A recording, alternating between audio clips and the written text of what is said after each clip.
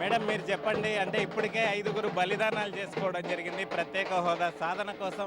ఒక ప్రజా ఉద్యమం మొత్తం కూడా ఆంధ్రప్రదేశ్ అంతటా కూడా ఉవ్వెత్తున లేసే పరిస్థితి కనిపిస్తుంది. మొత్తం ప్రజల భావోద్వేగాలు కూడా తీవ్ర స్థాయిలో ఉన్నాయి.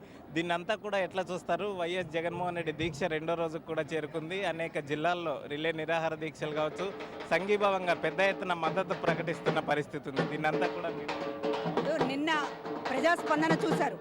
ఈ రాష్ట్రంలో ప్రతి ఒక్కళ్ళ కోరిక ప్రత్యేక హోదా రావాలి అనేటటువంటిది. అన్ని నియోజకవర్గాల్లో కూడా ఈ రోజున ఇది ప్రజల కోరిక. ఇది ఏదో వైఎస్ఆర్ కాంగ్రెస్ పార్టీ కోరిక అనేటటువంటిది కాదు.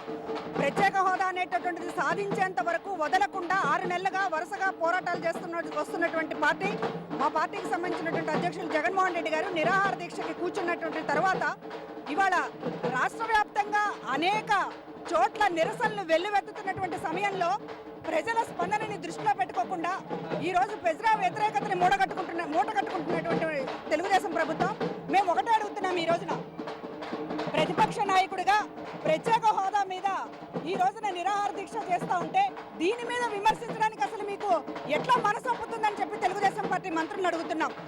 రాజకీయాలు చేస్తున్నారని చెప్పి జగన్మోహన్ రెడ్డి గారిని అడగడానికి మీకు అసలు నోరెలా వస్తుందని అడుగుతున్నాం. ప్రజల తరపున మీరు పోరాడాల్సింది పోయి కేంద్రాన్ని అడగకుండా ఇక్కడ నిరాహార దీక్ష చేస్తున్నటువంటి జగన్మోహన్ రెడ్డి గారి మీద విమర్శలు చేసేటటువంటి స్థాయికి మీరు దిగజారారు. ఈరోజు ఇప్పటికైనా సరే మీరు విమర్శలు మాని మీరు మోడీ దగ్గర చెప్పండి, ఒక ప్రతిపక్ష నాయకుడికి నిరాహార దీక్ష చేస్తూ ఉన్నాడు, ప్రజలు పెద్ద ఎత్తున ప్రత్యేక హోదాని కోరుతూ ఉన్నారు, మేము కూడా ఈ ప్రత్యేక హోదా సాధించకపోతే ప్రజలకు వెళ్ళలేము అనేటువంటిది మీరు ఈ దీక్షను చూపి ప్రధానమంత్రికి చెప్పండి. అంతే తప్ప జగన్మోహన్ రెడ్డి గారి మీద విమర్శలు చేయడం మానుకోమని కోరుతున్నాం.